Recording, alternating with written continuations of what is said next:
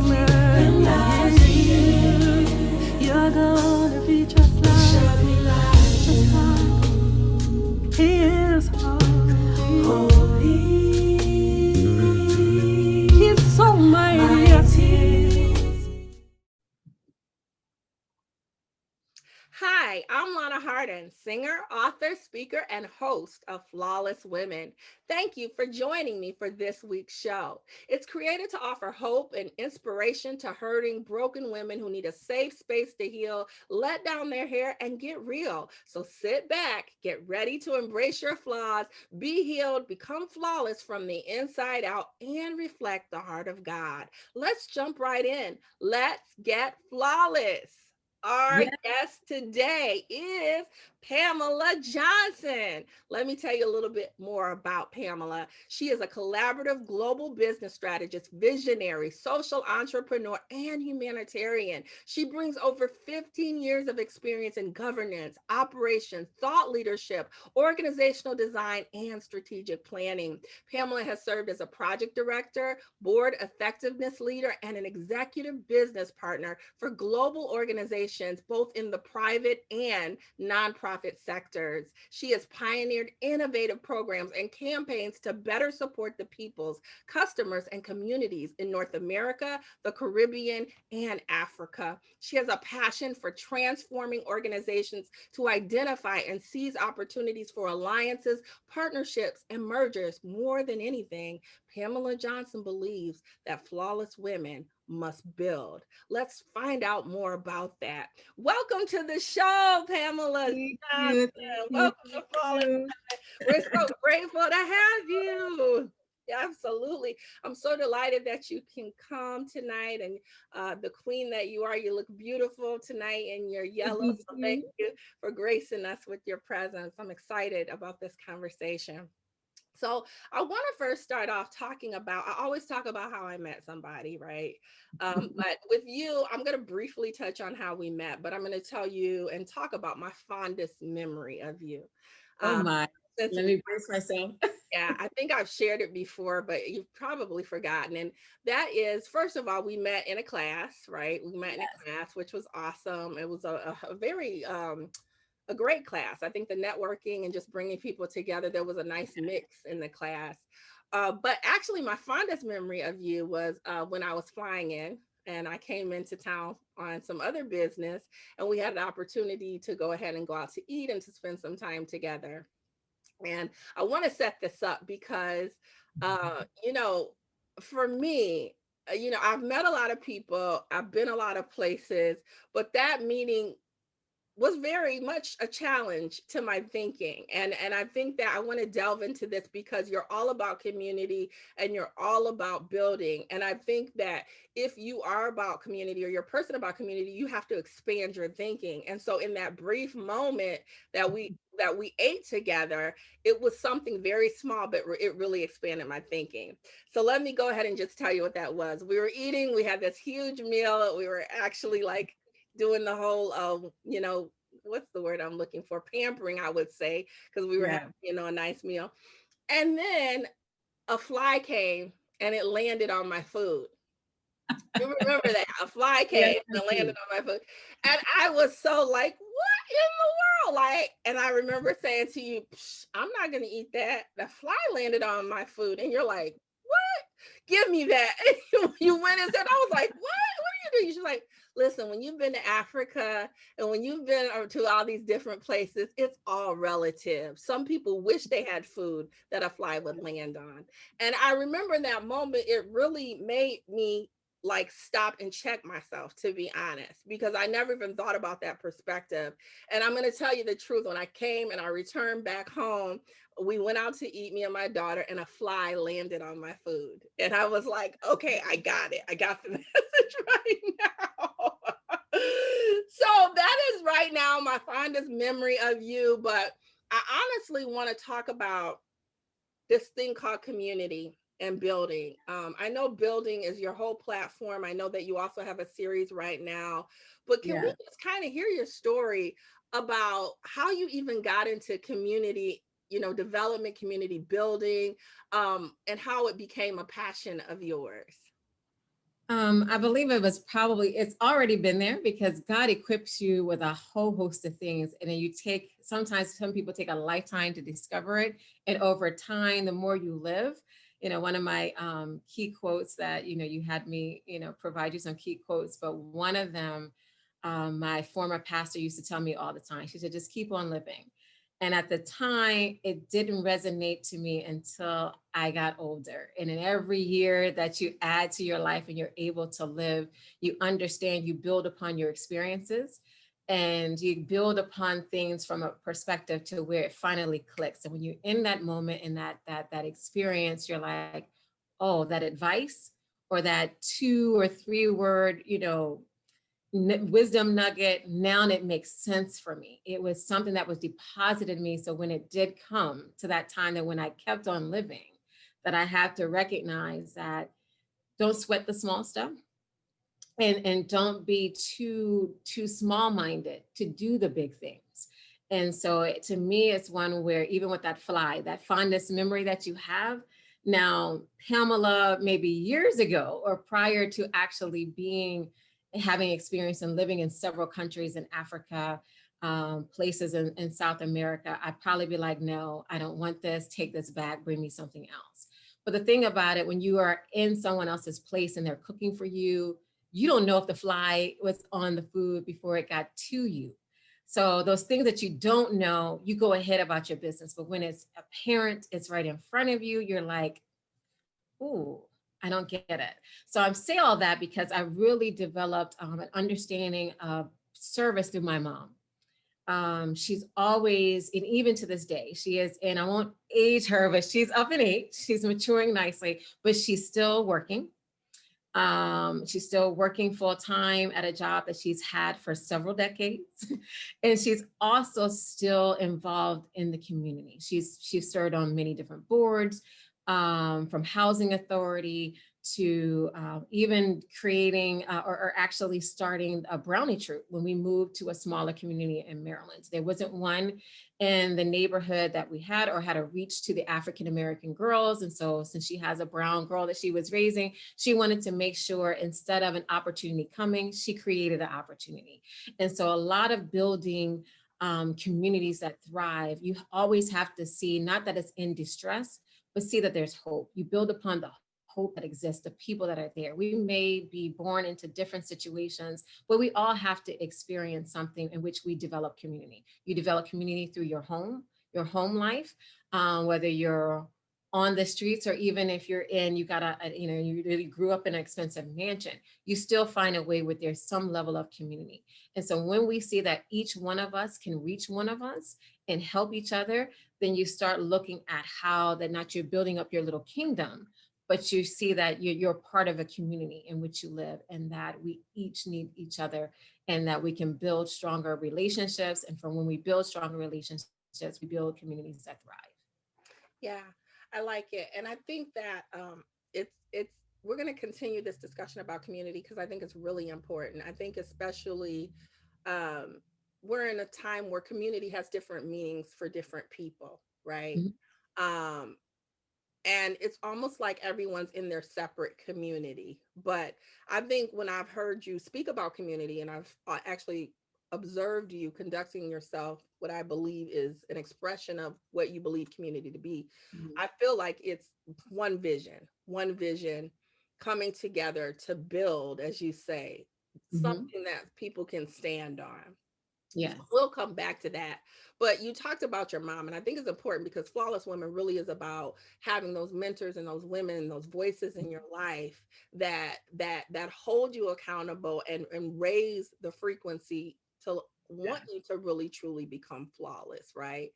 And so Yes. I know when we were talking, one of the things that you said, and it really struck my attention. I really want to talk more about it because we got community as a C, but you also said that one of the nuggets that you would share about yourself or about your business is that you really have to study yourself and you have to Yes. know your 4 C's like a Mhm. diamond. And so flawless is really about a diamond, right? Because diamonds Yes. have flaws, right? Yes. And those flaws are what make it unique. But you talked about knowing your four C's like a diamond, which is cut, color, clarity, and then the carat. And I would love to hear you speak more about that. Yes, I take it that from the perspective that we all start, um, we're born into a family, however that may be. Some may not have a family, they may have a family dynamic that's dysfunctional. I think we all deal with dysfunction in one area or time throughout our life, some way or the other. But I see that as a flaw, but you have to see how you're designed to function. And if there's a dysfunction to it, that's a flaw that needs to be cut out. And so how for me is that I grew up without my father. He passed away when I was 10 months old. And so I had him for 10 months. But as a 10-month-old child, my memories are wrapped in the pictures that I have from him. And so I've created my cut of how I am my daddy's daughter through who he was. And some of that came through the image that I have of him in the various pictures that people gave me. And so when I look at certain pictures, the stories come alive through the various cuts and slices that people had, a type of relationship they had with him. And so even though he was cut out of my life at a very tender age, he was still a part of it. And so with having Christ and becoming born again, I had to look at how I may have created altars or things around what my dad would be like if he lived. And I didn't appreciate what he did do for the time that he had on earth. And so some of us as women or even as men, we get to a place where we may be, we may develop a flaw that came out of a thought that which we created into something that it really only had a lifespan. It can have an indelible mark, but how we create the life around it, even though it doesn't exist anymore, is how it can have us stuck. And so when you told me you asked me to, invited me to your program about flawless women, the first thing that I saw is that in order to be flawless, it's less of the flaws. And the only way that you can have less of the flaws is understanding yourself and what is it about you that you don't like, or things that you may, focus on that's a flaw that somebody else who's in your life wouldn't. And so once you examine those things and you examine it in the capacity of the creator who created you, then you recognize that some of those flaws may be things that people point to because they see what's on the outward. Man looks on the outward appearance, but God looks on the inside. So who we really are is what's in the inside. How we express it, it was come outwardly, whether how we put on makeup or how we dress it up on our clothes. A lot of that expression is the fruit of our lives. And so for me, when you look at the cut part of the C with a diamond, it's rough. It doesn't look like when you get it to a professional who knows how to, look at this piece of coal and it could be black, and they already see the diamond in the rough. That's a brilliance that you need. And that brilliance of that comes from me, from Jesus Christ. He sees us through the clay and all that we look like. And he's like, okay, let me cut some things out of your life. Let me help you recognize those areas to where you're prideful or you're, how you talk to someone was inconsiderate, and that, you were, so consumed in yourself that you really are not looking at who they really are. You're looking at it through a broken lens of who you are. So let me cut those things. Let me cut those scales off your eyes so you can see who you are and how I created you. In my image and likeness is how God created us. So when we start looking at how he is created and how he created us, we get a different perspective on how we look. And so that's where it comes to the color. For us, we have a social construct, particularly in our country, in the US, that we're color struck.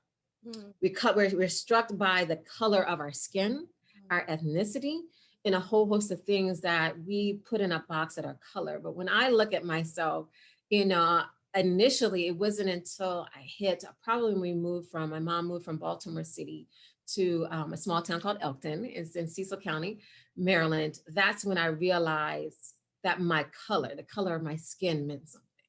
It meant something to other people more so than it did to me. And so my worth became valued on how someone else saw me who was not of the same color, and some who did, who are the same color. So when you look at being African American, I'm a brown shade, I'm a brown skin girl. My mom is much lighter than me and she has light brown eyes. And so it was a huge adjustment for me to understand what color meant. And so I had to really recognize that even though that I didn't look the same as my mom, I favored more in terms of my skin color of my dad. The community that we moved from an all Black community in Baltimore City. I had teachers that looked like me. And then we went to a small town. We were one of few families that were African American. And then we went to a store. And I remember, this is a memory that I have. We went to a store, and it was interesting that one of the ladies thought that I was my mom's child. She thought, she didn't make the connection. And so I didn't make the connection either, because for me, I grew up with my mother. So what do you mean I'm not my mother's child?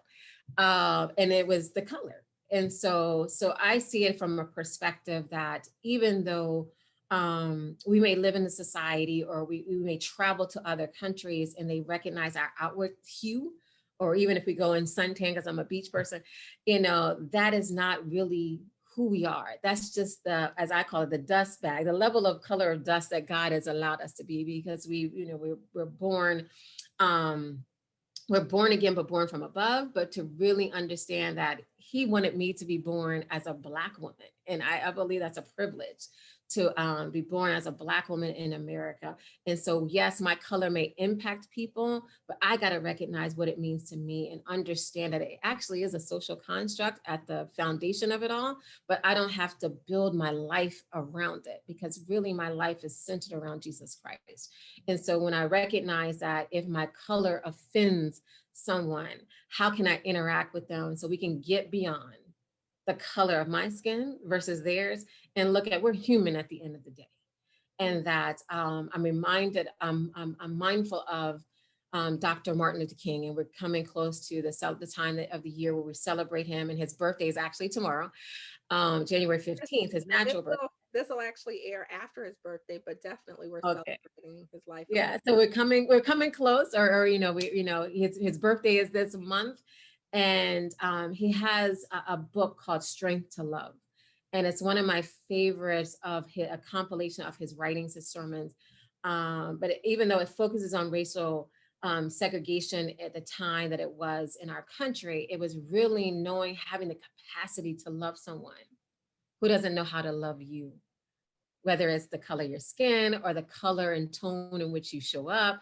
It could be, they may not like the color of the outfit you have on, or the color of your eyes. It could be a whole host of things, but to really understand the magnitude of the color when you relate it to a diamond, is that sometimes it has to be a certain shade for really to, and when the light hits it, that you really see the brilliance of how it shines and how it shines on other lives. And so to me, the light, when it hits the light of Jesus Christ, when it hits me, hopefully is touching you in such a capacity that you not only see Him, but you see me for who He created. And I can also see you through that lens. And Yeah. the other I, one, I think that well, okay, go ahead. I'm gonna let you go with the last one, but it brings up something else for me. I'm very fond of the diamond. The diamond is my birthstone. okay, I grew up always thinking about the diamond, seeing my life through the lens of a diamond, the crushing process of a diamond. A lot talked about the flaws, but that pressure, that crushing mhm, pressure, which does bring out the brilliance, which allows yeah, that to just come out. I think that everything that you said, and I just want to recap for those that are listening, is important. And that you said number one is that you really have to look at the cut. Where are you cut from? Where are mhm, you cut from? And not just where you cut from, but how are you seeing where you're cut from? yes, How are you seeing that? And what story are you telling? What are you believing? And what are you choosing to believe that may be limiting you? Right. So I yeah, heard you say that. And I love how you said that you really, even though your dad was not there and you lost him at a young age, you still had to come up and create the story that would allow you to understand the cut and the value of the yes, cut that you mhm, but then you talked about color, and I love this conversation about color, especially in these times, because as an African American woman and a multicultural woman, my family's Mhm. multicultural. I come from a blend of family on my grandma's side, you know, and Yeah. so when people talk about color, I often find myself in the same space that you are. Is that at one point I definitely want to identify, because I do identify with it, but at the same time, that's not what I want to be known as. I want somebody to see me more than that and to be able to hear, you know. Mhm. And so I love that you also brought that perspective, that, you know, this is just dust. This is Yeah. dust. And you know, and it's so funny because I have friends from other parts of the world, and they'll tell me, when you go to Ireland, they don't even care. When you go to Germany, you're celebrated, you know. So this is all a result of, like you said, you moved from Baltimore in one setting and then you moved to Yeah. the smaller town. So it's Yeah. all about perspectives, you know. And then you also mentioned, I think you were getting ready to get to carrot, but it sounds like what you were saying, because you said cut, color, clarity, and carrot. And that is that you Mhm. have to really get clarity about Yes. who you are. And Yeah. I was going to go into that when you finish this, about seeing yourself through Christ, because he Yeah. really is that light that Yeah. shines. He is Mhm. what brings the brilliance Yes. anybody's life, right?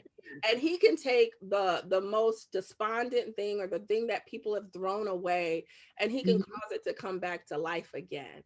So Yes. I want you to go ahead and continue, but for those that are following, I wanted to talk about those four C's that you said that are like a diamond. You have to know your cut, your color, your clarity, and your carrot. Go ahead.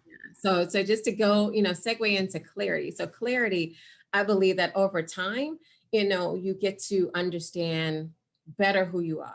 If you are, if you're blessed to have parents or people in your life to really see and have a clarity of seeing who you are. So we got gifts and talents. God puts everything in us and what we're destined to do.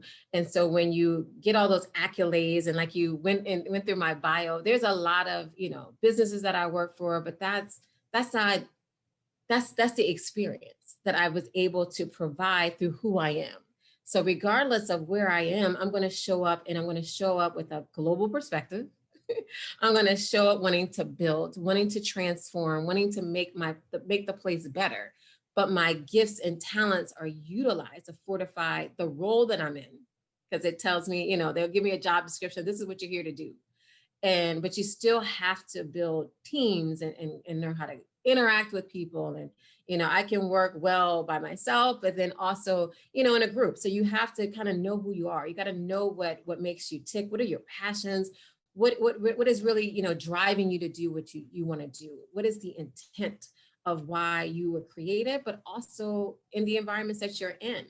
And so when you have that level of clarity, that goes back to that brilliance. So to me, everything, that the light that shines through is Jesus Christ. So you get that clarity to where when you can see a diamond, and I believe a lot of it is without having that magnifying glass, or a person who's a gymnologist who knows that they can see right away, oh, that's fake.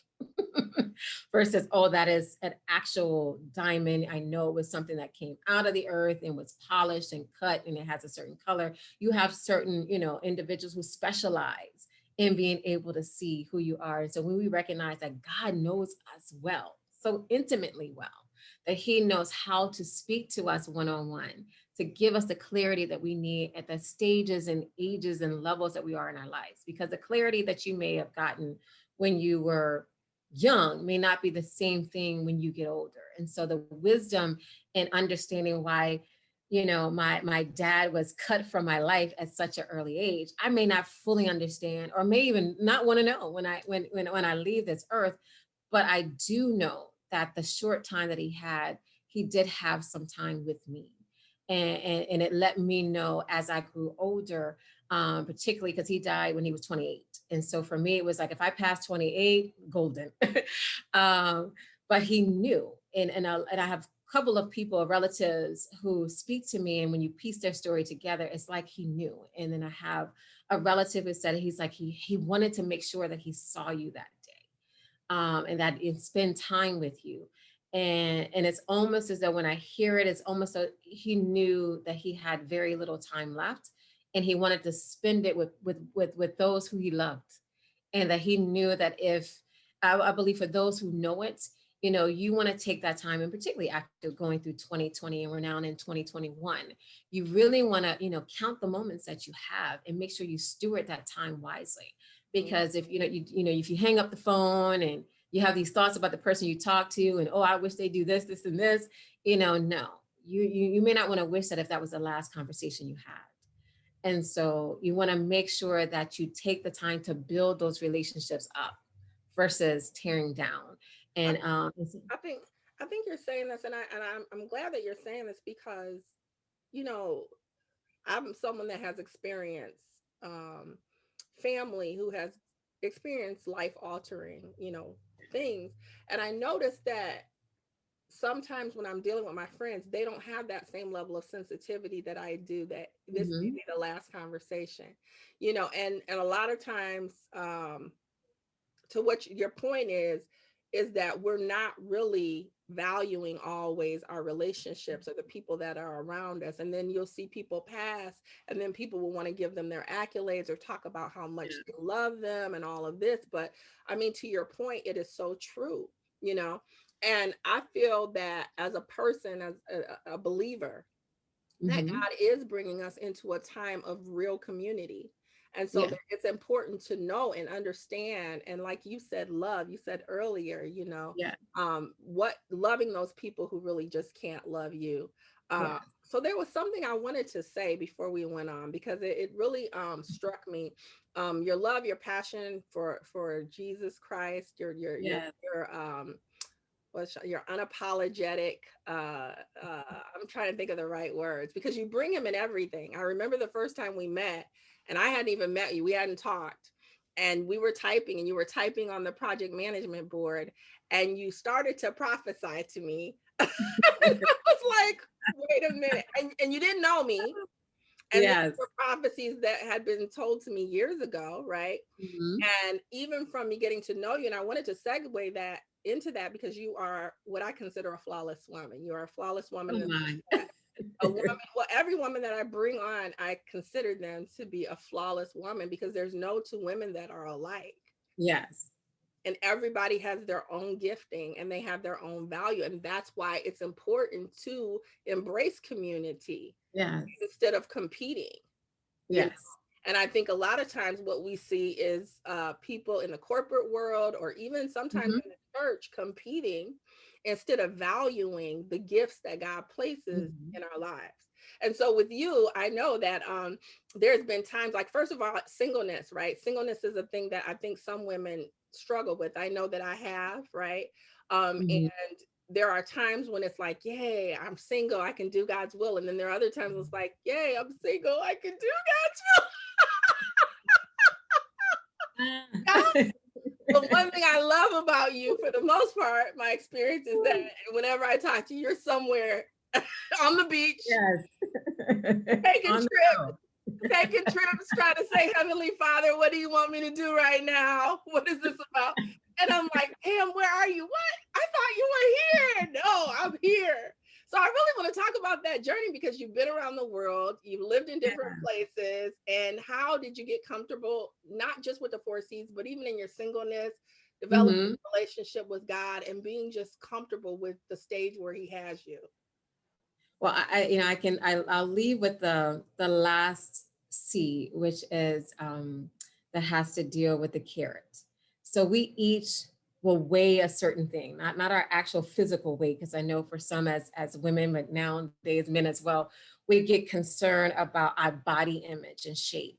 But sometimes you have to be built in such a way in life to carry the weight of the carrot that you are. So, you some may be a half carrot, some may be, 24, and you may be, just it takes your whole hand. Or you could be the level of a hope diamond, where it's just a one of a kind thing. And that's what we are. We're all one of a kind. But I think for me, where I've gotten is because I've been crushed. I've been crushed by my own mistakes and ill-informed decisions, but I've also been crushed by the capacity that God has given me to be in places to which at times I didn't understand until I went through it.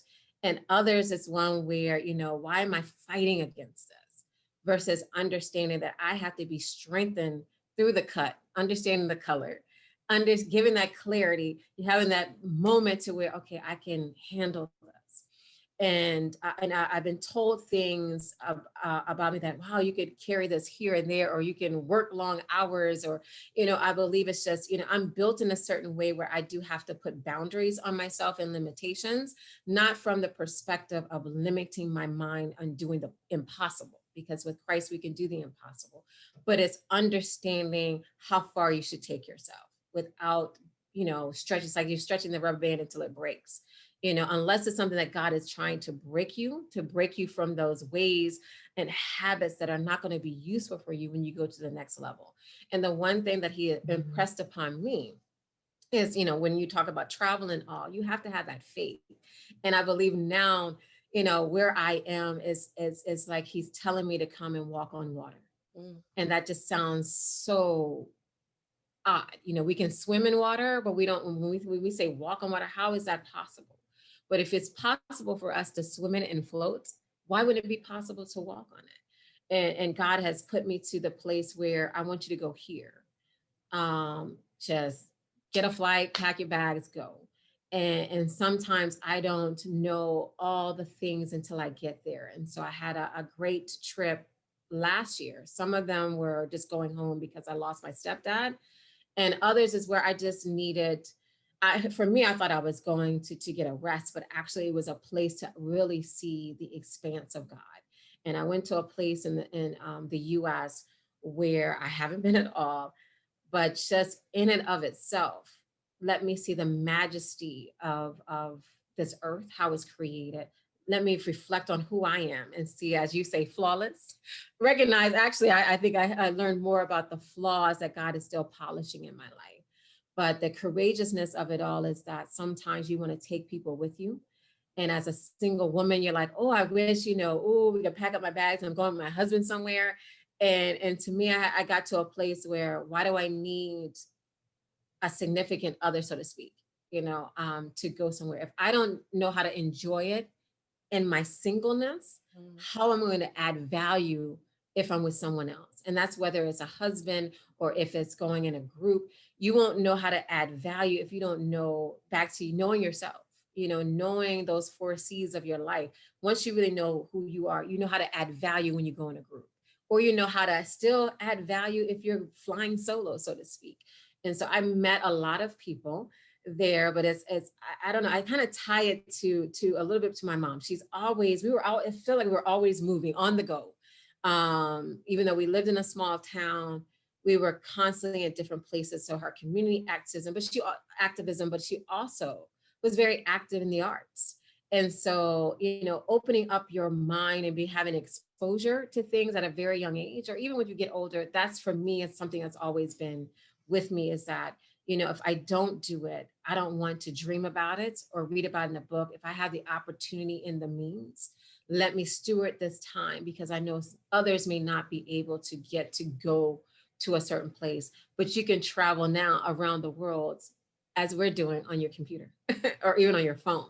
Yeah. So, but it's taking the leap of faith to getting out of your comfort zone and meeting people that you haven't met before, and a stranger could end up becoming a friend. I met a person, actually a couple, in a rest stop that I did. And if I didn't listen to the Holy Spirit and stop and actually just look at the lake, the surroundings, get a little ice cream, I wouldn't have ran. I would have missed that opportunity in meeting this couple.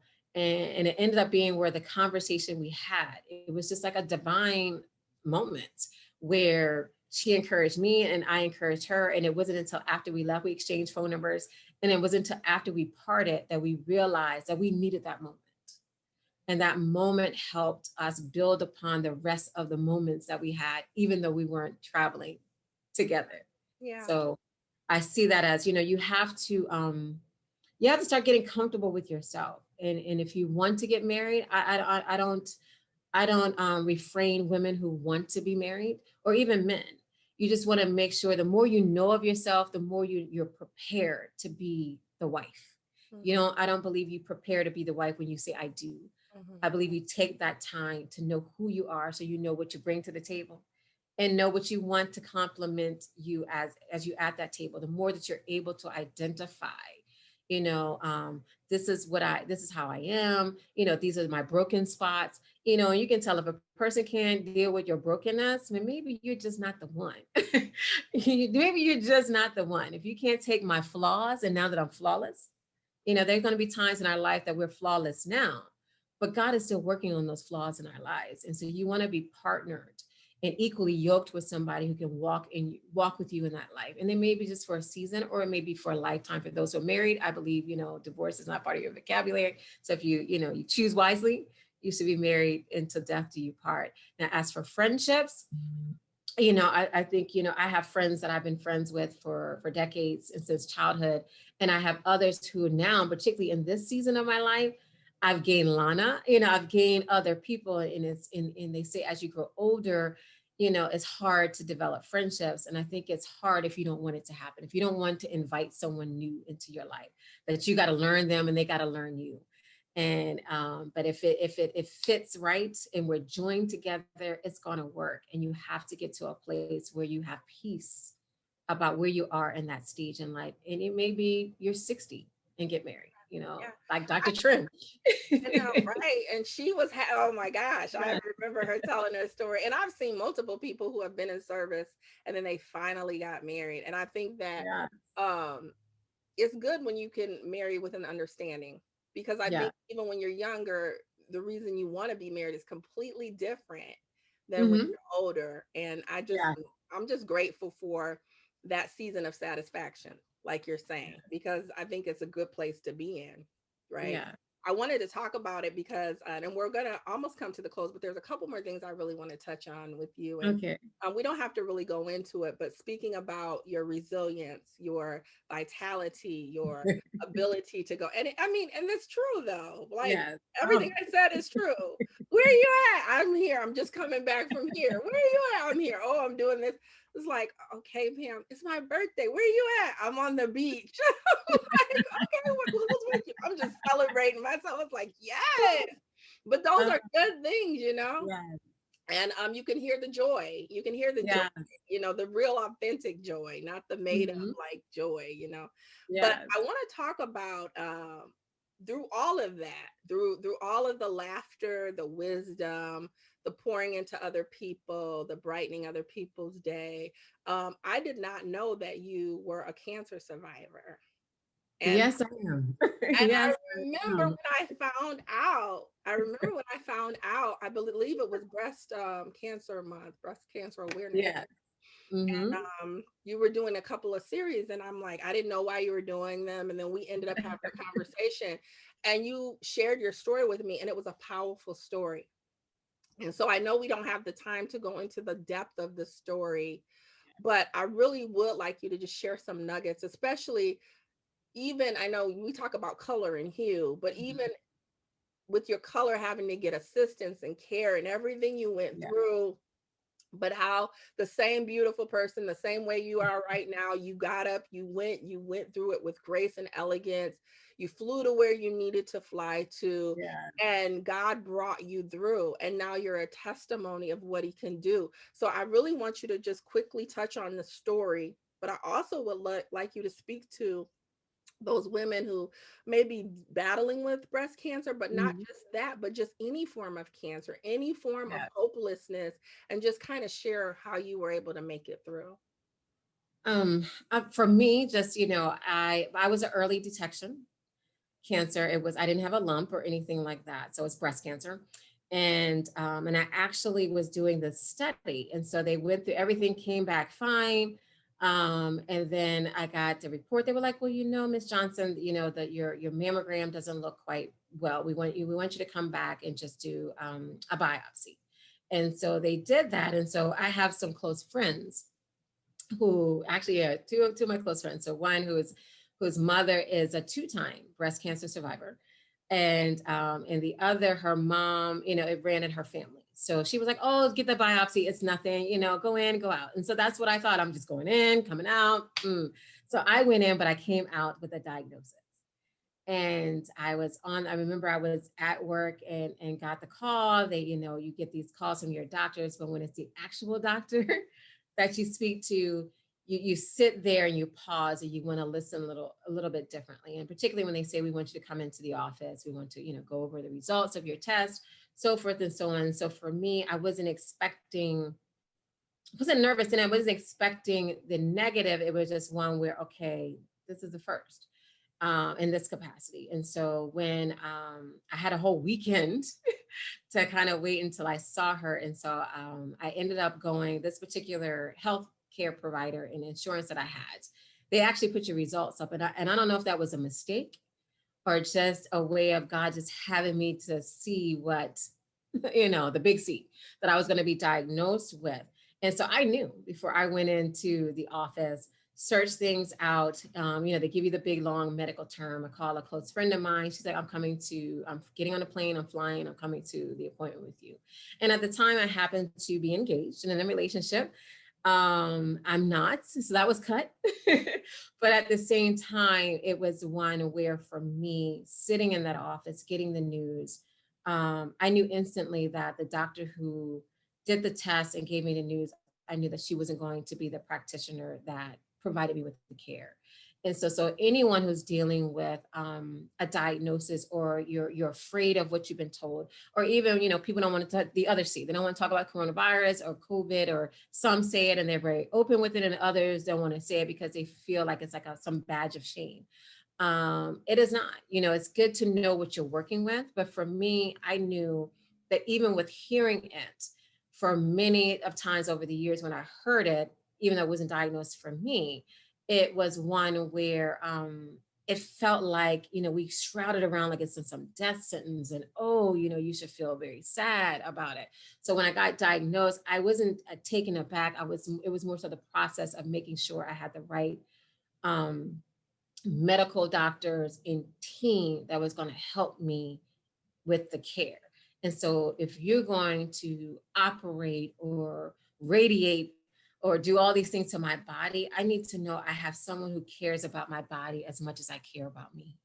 And that even if I don't feel as comfortable with this, that you're willing to even show more care, and knowing that I can see my way through this, and that cancer, where some people may not live through it, they may live through the treatment and don't see the other side, or see the other side for very little time.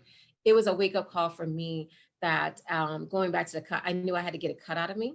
I didn't want to get cut. I'm gonna be honest. I didn't want to get cut. I didn't want to have chemo. I didn't want to have radiation. I told God all of this of how I wanted it done.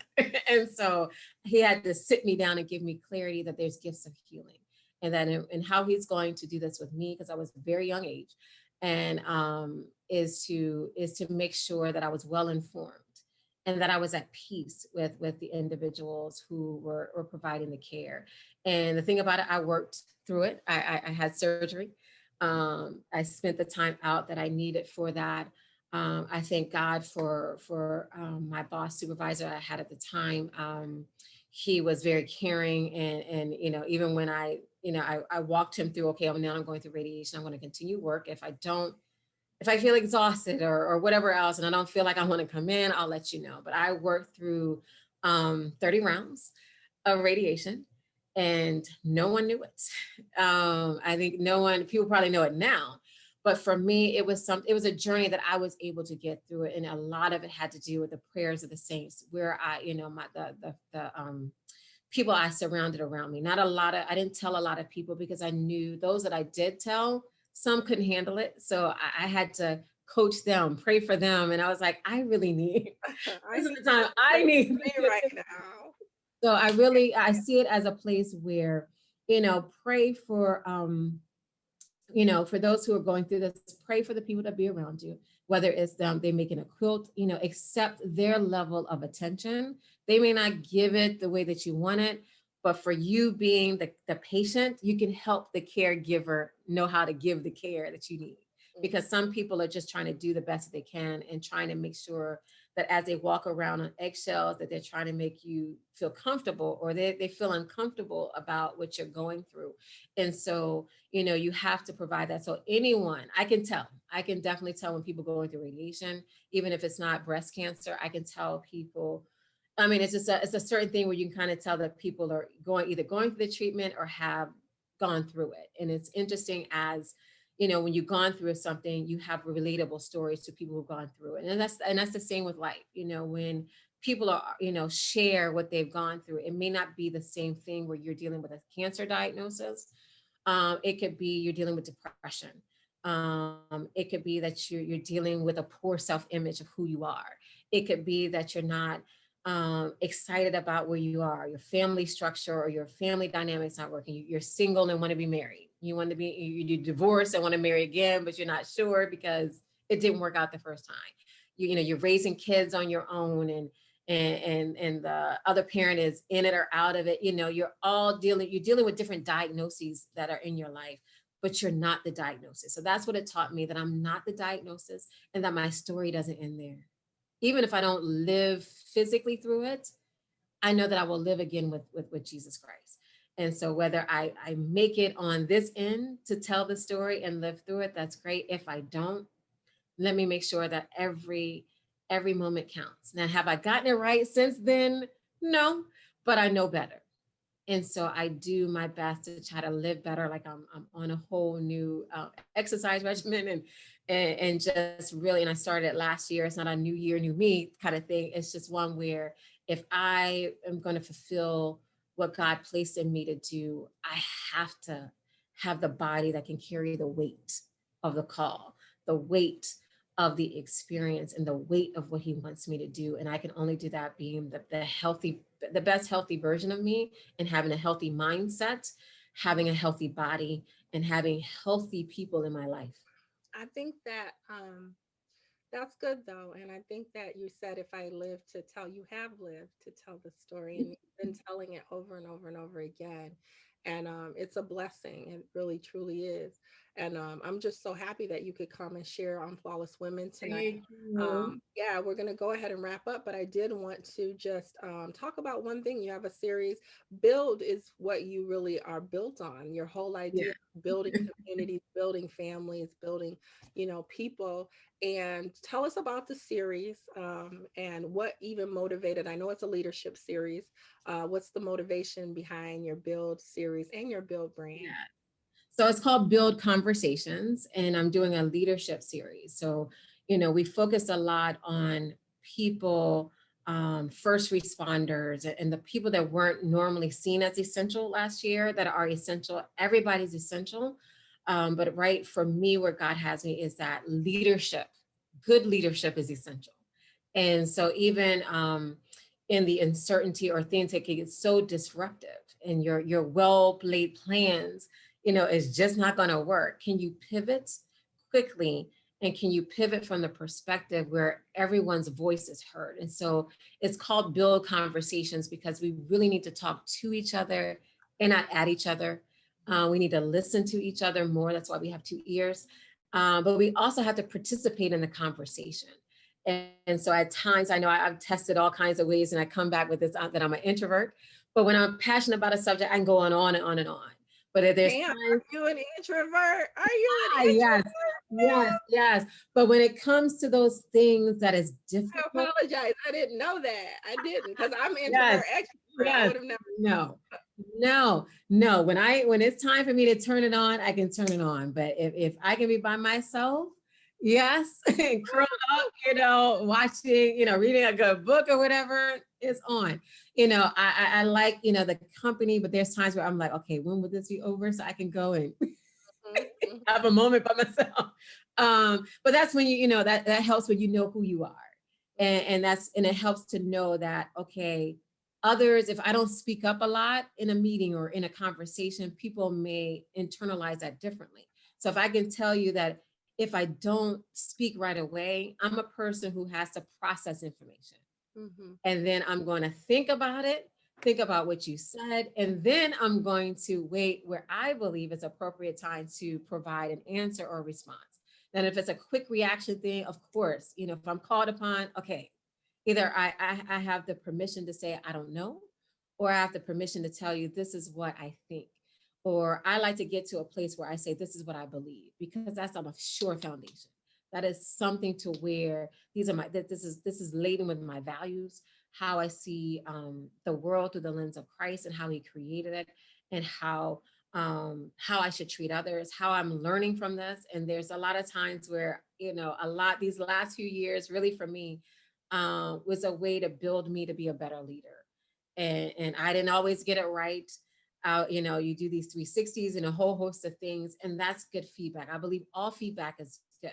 Now and it's useful to know how to process. You have to know how to process that. So when going back to what you said, yes, you have to get to that place where you understand that you're flawless. You were made flawless before the foundations of the earth, but you have to deal with the flaws that come with just living life and making sure God helps you get rid of them, so you have less of the flaws and you can Yeah. appear flawless. Well, that's awesome. Well, before we go ahead and close out, I do want to talk about your favorite scripture. It's First Okay. Chronicles 29:11. Thine, O Lord, is the greatness and the power and the glory and the victory and the majesty. For all that is in the heaven and in the earth is thine. Thine is the kingdom, O Lord, and thou art exalted as head above all. Tell us Yeah. why this is your favorite scripture and when it became real to you. Um, it probably it's becoming more real to me as we move forward. Particularly, and it took on a different meaning last year, and it's a scripture focus for me this year. God created everything. He's sovereign. He knows everything. This doesn't surprise him. And so as much as we may have brilliance of thought and can get on social media and create a driverless car, all of that is because of who created us. And so we don't recognize that in our finiteness of our, time between when you're born, that dash, and when you may leave, you got to make the best of it. But we're actually providing that service to humanity through what we've been given.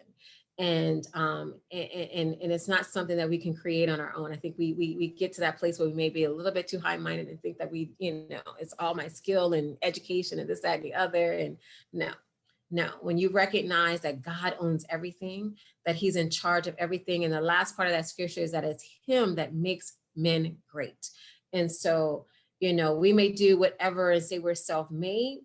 But if you're at that level, you will easily fall, because pride goes before destruction and a haughty spirit before a fall. You'll have a lot of pride pie to to eat, so you can be humbled by your experience. But you recognize that God is just a creator of everything, and that when we have that connection with him, that we need to not be surprised by what's going on. We need to go to the person who created and knows everything and say, okay, this is a divine opportunity for you to move, God. And I need to move with you to make things better and not to destroy. Yeah, I love it. And so finally, and thank you for that. Finally, we're going to go ahead and close. Before I do, I always ask my guests, what does flawless mean? I want to say to you that I've enjoyed talking to you. I'm a person who believes that it's important that we build.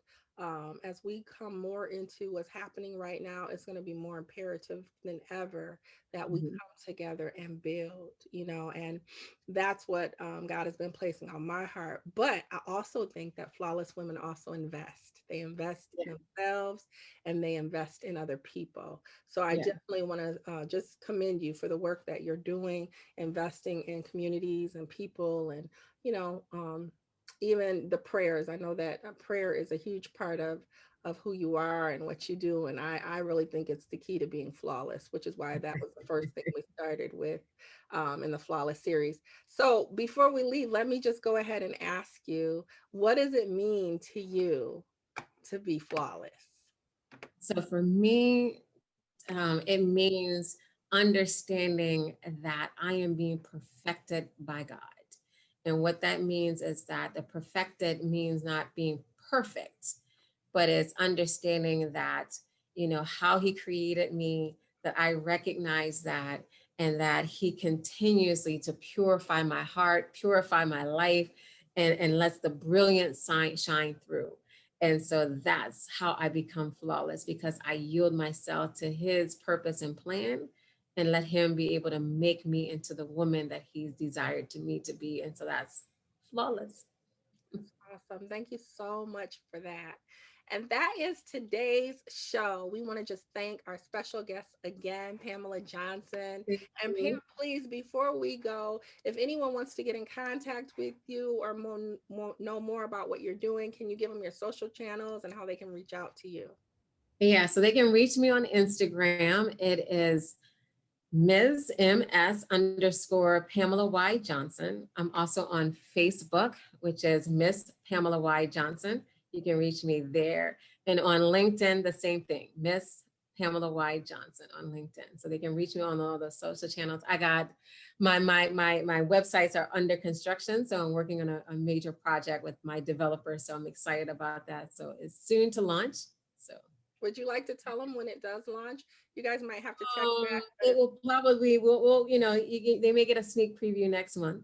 We're working out some things. So yes, but it's due to launch next month in February.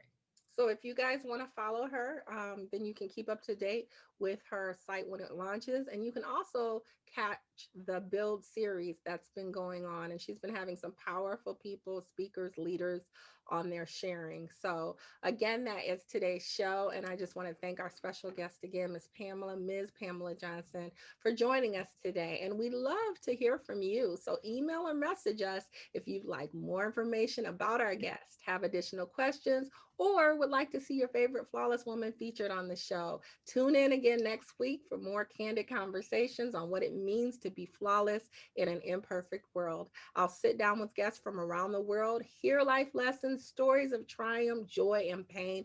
Finally, don't forget to live your best life and be flawless. You're worth it.